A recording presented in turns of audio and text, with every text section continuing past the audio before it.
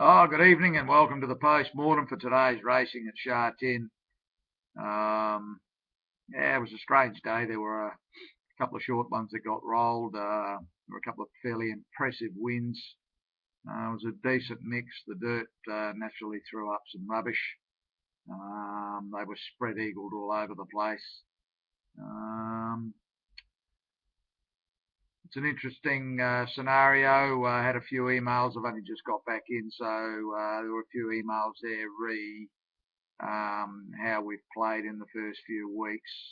Perhaps a little bit low key, some people might feel, but when I sort of assess what we've done, for example, the other day when the two big roughies run second in the TT, wouldn't have mattered if we spent 1 million on the TT. We would have been dead in the first leg. Same thing applies today.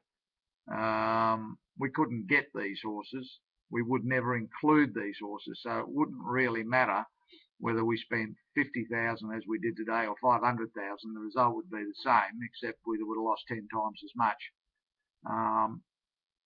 We will spend the money when we think we need to spend the money. And at this stage, we believe that the spend is right. All three have jackpotted, so that our money's still in there. The difference is this year, and I've actually just responded to one of the emails and basically had a quick review of the last 8 seasons. And this is the second lowest total that we're behind after 3 meetings. Generally, there's only been 1 year really where we were in front after 3 meetings. Most of the time we're behind 4, 5, 6 meetings, 7, 8 meetings, and then we catch them. This is actually quite a low total for us to be behind, as strange as that may seem. I mean, last year, in the same position last year, I think we were 3 times further in the hole than we are now. So don't panic. There's a long, long, long way to go. We're 3 meetings in out of 84. There's still 2 massive jackpots up for grabs on Tuesday. Obviously, the real big one's going to be next Sunday. Now, if we need to spend 100 or 150 or 200,000, don't worry, we'll spend it. At this stage, it just hasn't been warranted, and as it's turned out, it was the right decision to play that way. So, on a positive note, we also had quite a few emails with people that are pleased with the way that we've spread the bets to give us a better opportunity. So, I mean, at the moment we haven't hit anything, but it's only a matter of time and that will come. So stick with us. Long way to go, guys. We're just warming up. So we go to today. Race 1. Psychologist finally brought its track work and trial work to the races, killed them. Was going to win a long way from home. It was a pretty soft win. The run of the race was the 3rd horse, Santa Fe Sun. This is ready to win, just needs to draw a barrier. First time it draws a marble, it's going to win. Man and Ming was a nice run also. It made some nice steady ground without doing anything too outstanding. Interesting run, Mr. Reward. Now this is a Happy Valley horse, but it put up a reasonable effort here. So overall, the winner was pretty impressive. May go on with it now that it's finally found the post. Race 2, we had a small go with Kensworth Kid. It's missed the start, settled at the back of the field. It's got beaten a long, long way. It's got beaten probably the guts of 20 lengths. But he never rode it out over the last 300. It was that far back, it didn't matter. This needs 2,200. We'll wait for it to get to 2,200. We may consider it again, but it want to be $20 or $30 before it'll ever catch any of our money again. The winner, Southern Springs, sat on the speed. It was a speed-dominated race. Happy Kaiser fought on strongly after hitting the front at the top of the straight. Bamboo Dance, it was out wide and it just kept grinding away. It was a good run. And Spicy Siam was a good run. It was near last of the main pack coming around the corner and made good ground along the rails. Of the rest, I wouldn't be worrying too much about them at this stage. Race 3. Yeah, this was a fairly interesting race. They plonked one here, Joyful the Great. They'd done nothing at the trials, nothing at the track work, hadn't done a thing. And all of a sudden it was 25s into 7s, jumped at the front, and that was it. It was a good win. Got there by probably a half a length or so. Pretty One sat wide and just kept coming. Master Somalia was a strange run. Got back and then come flying home.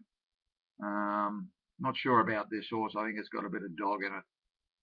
I'd like to see it down the straight over 1,000 metres. I reckon that's its go, when they go nuts in front, and it'll come thundering home. Sudden Thunder was well back and made nice ground late. The barrier draw put it out of the hunt. As soon as it draws a marble, it'll be in the finish.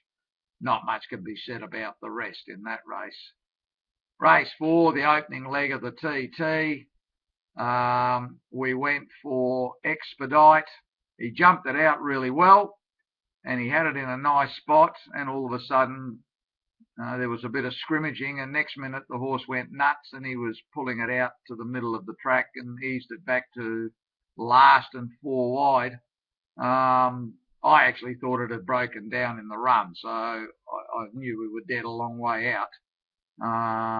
But then it come charging home late, so I mean, it's got beaten a long way, but as is normal on these dirt races, they can spread them out over a big space, and that's exactly what happened here. I mean, I think it's 20, 25 lengths between first and last. The winner, good dirt tracker, easy ahead. Even if we had have run third, this would have knocked us out anyway. We never included this. Parley Parley was a nice run. Rising Power was a reasonable run. Wait for it on the grass. Of the rest, probably Speedy Sandy was a fair enough run. Bit hard to get a guide out of this race on the all-weather for the first time, but the good all-weather horse, Hurry Hurry Up, and Expedite, they both ran well. Race 5, the favourite, it was going to win a long way from home. Wasn't a big margin that it won by, but it was going to win coming around the corner as soon as he got it off the rails.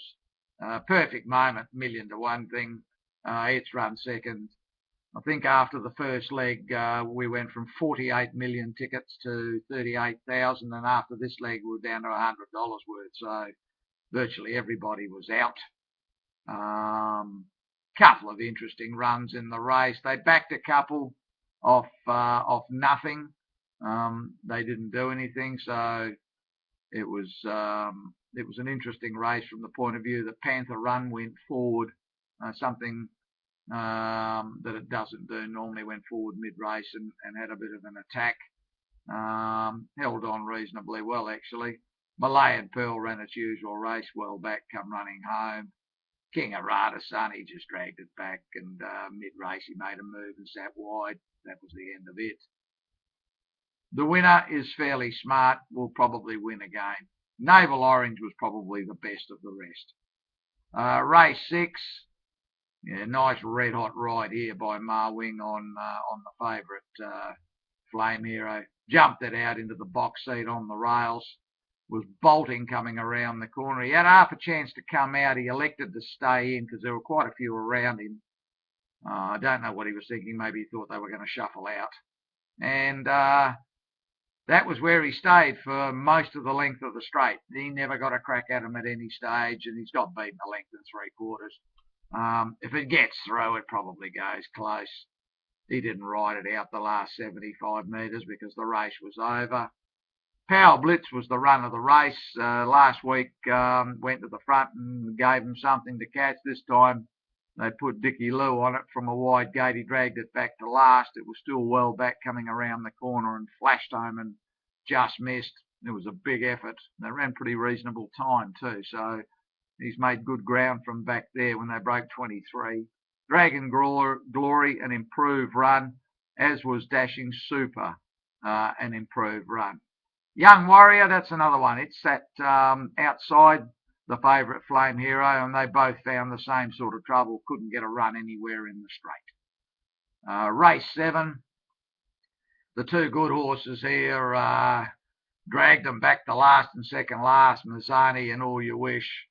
Nice pair of rides on these two, but these two horses are not geared for a 1400-metre race. They've got bigger fish to fry over longer trips. Obviously not wound up. Mazzani made up terrific ground. So did the other one, All You Wish. It was a leader-dominated type race. A Sheik set up a nice tempo. Bullish Champion went to the front, same well, peeled off its back and ran it down. It was a nice win. But from a future point of view, Mazzani and All You Wish, they've got the upside. Race 8. Yeah, another race where on the dirt they sort of went like the clappers up front, and this time they bunched up the first sort of 6 or 7 horses. Hypersonic looked under a lot of pressure coming around the corner, but it just kept coming. Great Spirit was just behind it, and they come together. It was a good win, and it was a good run by the second horse, Great Spirit. Smiling Watch, probably a little bit unlucky, got held up at around the 300. He ducked inside, made nice ground. Happy Forever ran a good race in front and held on, beating a couple of lengths. And Green Zone was given absolutely no hope at all by Tong. Every time he rides something, he murders it. So it was out 3 and 4 wide, so forget that run. Wait till it draws a barrier and back on the dirt. Race 9. This was the very, very short punt that got rolled. It was 2s on. It went nuts before the start. It was in a muck lather by the time they finally got it into the gates. But it pinged out beautifully and went straight to the front. And they didn't go hard early. They ran 24 the first split and 22.5 the second split. So he was jog trotting really and coming around the corner, and he gave it a bit of rein and got away from them. But around the 140, 150 metre mark, you could see it was starting to paddle a little bit. And Tour de Force and Fion's Treasure got past it, and it's actually missed a place. Fion's Treasure was a massive run, 3 wide fighting for the lead, got beat half a length.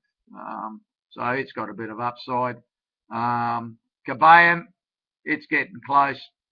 It was a nice steady run, made some good ground, but it needs 14 or 1600 metres off the rest. I don't think we'll be following too many of these. The last race went for the top weight. He rode it a bit too close for my liking. Well, he missed the kick, and then he rode it up early up on the rails. Midfield, he got a little clip, lost a little bit of ground, but he was there coming around the corner, and then he just gave it away. It was a pretty weak effort. Plentiful went back this time and swamped them. Really, the race was all over at the 200. It bolted in. Lombardi did a terrific job to hang on and run second. Red Dancer made good ground. It was out wide. Just beat Better Announced, which was a big price. And Chancellor fought on quite nicely as well. So there was a big bunch of them, sort of probably a length and a half to 2 lengths, covered about 10 horses. Ambassadorship was an interesting one. They backed this from 25s into 10s. This was way too short for it. It made some steady ground late. And Democles, this was a nice slaughter ride, 4 wide fighting for the lead, got beaten 7 lengths. It was probably a better run than it looks on paper. Overall, as I said, we've got big jackpots at Happy Valley on Tuesday night. And then obviously we go to Sha Tin, probably going to be 60 million plus for grabs up there. Bit hard to tell at this stage what that's going to shape up like. Thanks for tuning in. It's Hannon's Handicap Day on Wednesday, so I may do a bit of a preview if I find something on for the Wednesday meeting. Otherwise, keep your eye out for the preview for Happy Valley going up on probably Tuesday morning, and then I will obviously do the weekend stuff. Thanks for tuning in, guys, and I hope you have some success during the week.